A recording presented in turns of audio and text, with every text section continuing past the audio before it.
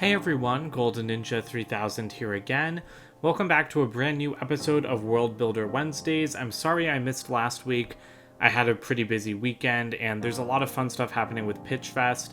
I also want to apologize for those results being delayed, but we need a lot of time to fully evaluate everything. But I'm back today with a look at Rockpopalypse, which is a confusing word, but I think that this is a really, really awesome creation by the architect C.M. Fren.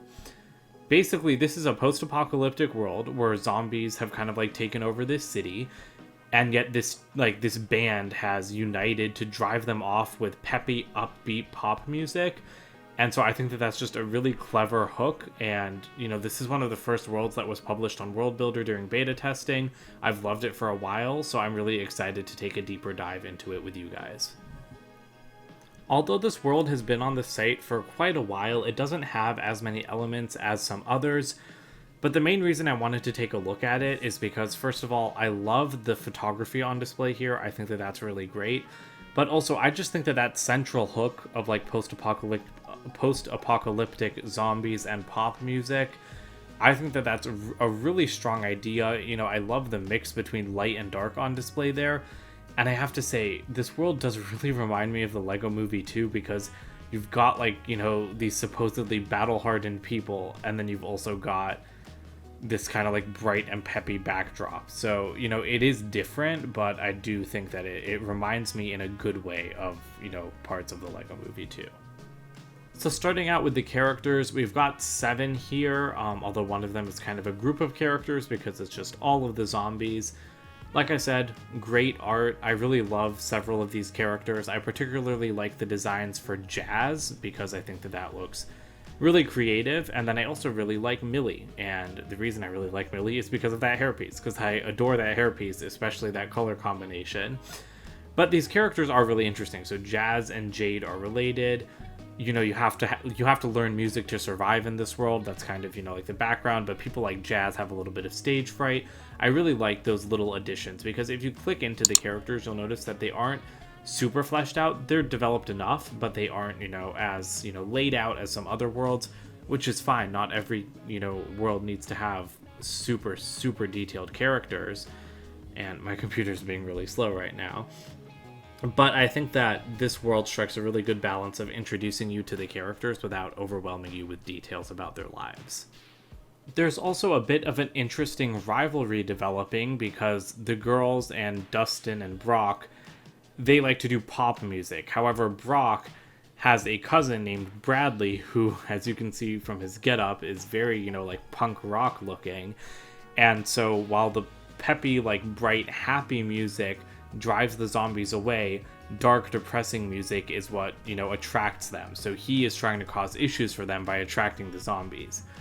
I don't know why you would want to risk yourself getting zombified, but I do like that we've got kind of that tension between the characters. And I mean, I have to be clear here, I hate zombies. Zombies are my least favorite kind of horror movie monster, but I think that they're done really cleverly in this world, because even just their history, because I don't know why I don't like zombies. They just really freak me out. But they're funny here. They're comedic, because the original zombie infection started because a mad scientist created a song that was so depressing that it actually rotted his brain, which started this zombie epidemic. I think that that's a really funny and kind of cute twist on this kind of classic movie monster. Sadly, the wonderful Lego photography pretty much stops after those minifigures. I'd really like to see builds for some of these places, but I want to talk about the main city, because the city is called Beat and Bolt City. I think that that's hilarious, because the history to that is that you beat, which is either actually attacking a zombie, or you start playing music, and then you bolt because you have to run for your life. Again, just that's the kind of humor that I think really fits in with the Lego brand. And these other places, they aren't nearly as cute as that, but there is Neon City, which seems to be a little bit of a tie-in to Lego Neon. And unfortunately, I couldn't interview the architect today, so I just emailed her, and she sent over some answers to questions. And so she did say that she has collaborated on Dino Nights and Lego Neon. So I really like the idea that Rockpopalypse could, like be set in the same world as something like Neon, and the zombie epidemic just hasn't hit Neon City. And finally, our items and resources are kind of what you would expect from a music-themed world. We've got like a mega microphone, the big amp, there's the battle axe, which refers to like a guitar that you can actually also use as a weapon, because guitars are called axes sometimes, electric guitars, I believe. So that's cute. Again, really like that. In terms of resources, you'll notice we do have at least 3 elements in each category, because this is one of the worlds that was submitted to Pitch Fest. But you have instruments. That makes sense, but I wouldn't really describe that as a resource. To me, those are, still just items. Stuff like the sheet music and this harmony headband, these do seem, like more like resources to me. Although the harmony headband could also be seen as an item. But again, I'm not too like fussed about the distinction between those things. I'll let you guys discover the storylines for yourselves. Again, they aren't as detailed as some other worlds, but I do like, the basic plots that they lay out. I do want to move on to transport, because I feel like a world like this would have really interesting transport vehicles, and it does, but sadly there's only a build for one of them. I would really love to see builds for the other 2, but we do have the Brock and Roll here, which I think is hilarious because it is just like a giant monster truck. And Lego loves their monster trucks, but this is like so ridiculous even for Lego that, again, I would just love to see this as an actual build. Like, just look at the size of that cab compared to like each of the wheels. That would be going above and beyond for a Lego monster truck, and I would love it. As I pointed out earlier, we don't really have a lot of photography beyond just the minifigures, and there are quite a few proposed elements here that haven't been incorporated.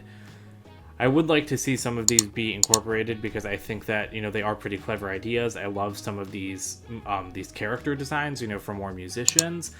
And when I asked the architect some questions, she did say that the most help that she wants from contributions are just for visuals, for any of her worlds. But I do think Rockpopalypse, it's still so hard to say that word out loud to me. But I do think this world would benefit from, like some builds for the places, some builds for the other vehicles. So I definitely encourage you guys to do that if you're, more of a builder than you are, say, a writer.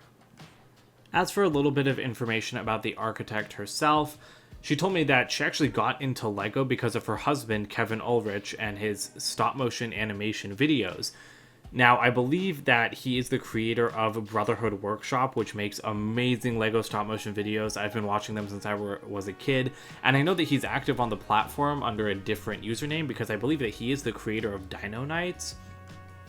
That's really awesome. I did not realize that she was his wife, and I think it's great to see that, that people can be introduced to Lego through all sorts of different mediums. And she told me in the interview that just like being introduced to the world of Lego has really just opened up new avenues for her storytelling, which I think is great to hear. She also said that she was a beta tester for World Builder after having worked on some projects for Lego in the past. I knew that she was a beta tester because this world was uploaded during beta. Brotherhood Workshop has worked closely with Lego in the past, although I'm not sure if those were the projects that she was directly a part of. But I do really like to see, like creators like CM Friend, because she does have awesome worlds. I love Rockpopalypse, but as you can see from her page, she does have several other worlds as well, including a Ninjago one, which is really awesome. So I'd highly encourage checking out any of her worlds. But it's just great to see that, Lego's still engaging the AFOLs and, bringing them into stuff like World Builder even after they've done other work for them. So I'm really happy to see that. To finish out this episode, I do want to leave you with what the architect had to say about Rockpopalypse when I asked her about how she came up with the idea. She said, and this is a direct quote, "I love creating mashups of worlds that at first glance just don't go together. Concepts like bunny ninja or fairy godmother assassin. Basically, I have an adorably fierce type of writing style. Rockpopalypse took the idea of an end-of-the-world problem with a musical filter thrown on top. Sometimes we feel like we have to put on a brave face when life is really hard, and I decided to turn that into a stage for comedy. What if you didn't have the space to actually express your sad emotions? Could you turn it into a sarcastically upbeat number just to get it off your chest?" I think that that's a great idea, because that is what the characters are doing here. They can't express their sadness in this post-apocalyptic world because they will be, devoured by zombies. So they have to turn them into catchy pop music. Again, like I said, it reminds me a little bit of the Lego Movie 2, not just because of that dichotomy between, the apocalypse and like the pop music, but even just boiling down to being able to confront your emotions and being able to, like grow like through your friends. So I love hearing what this architect's thought process was. I have to say, I would love to see a fairy godmother assassin world. I think that that would be a really cool idea for Lego World Builder, although it might be a little bit too dark.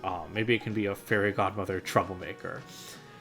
But I'd highly encourage you guys to get on the site and check out more worlds like this. And, you can always create your own as well. Pitchfest is now closed, but that doesn't mean that there won't be more opportunities to, create some in the future. And you can check out any of the other trending worlds. And I am going to take a little moment to shout out myself because Ninjago What If, the world that I created that was developed into Golden Hour, is now back on the World Builder site. It has been hidden for over a year now, but it has been reinstated. I'm still working on updating a couple of things just to make it into like the perfect example world for something like Pitchfest if we do more of those in the future. But I'd encourage you guys to check out any of these, but especially mine, because I really like my own world, obviously. So that's it for today. Don't forget to comment, like, and subscribe, and I hope to see you guys on LEGO World Builder soon. Bye for now.